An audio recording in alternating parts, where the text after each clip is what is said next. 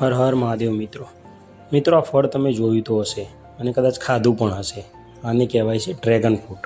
તો મિત્રો તમને આ વિડીયો ગમે ને તો લાઇક કરી અને શેર કરી દેજો અને ચેનલને સબસ્ક્રાઈબ કરવાનું ના ભૂલતા. છોડને વાવ્યા પછી 2 થી 2.5 વર્ષ પછી તેને ફળ આવે છે. પહેલાં એને ફૂલ આવે છે અને નાના ફળ આવે છે. અને ફળ આવ્યા પછી એ ફળ પાકું થાય તો લાલ કલરનું થાય છે.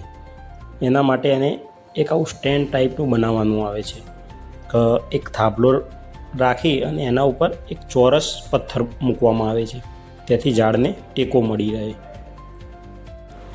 અને ત્યારબાદ એક લાંબી પ્લાસ્ટિકની પાઇપ મૂકવામાં આવે છે, જેમાંથી છોડને પાણી મળી રહે તેવી વ્યવસ્થા કરવામાં આવે છે.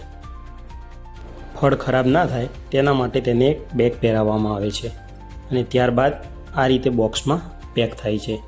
પછી બજારમાં વેચાવા માટે જાય છે. તો મિત્રો, શું તમે જાણતા હતા કે ડ્રેગન ફ્રૂટ કઈ રીતે થાય છે? જો આવું જ કંઈક નવું જાણવું હોય તો ચેનલને સબસ્ક્રાઈબ કરવાનું ના ભૂલતા. હર હર મહાદેવ મિત્રો.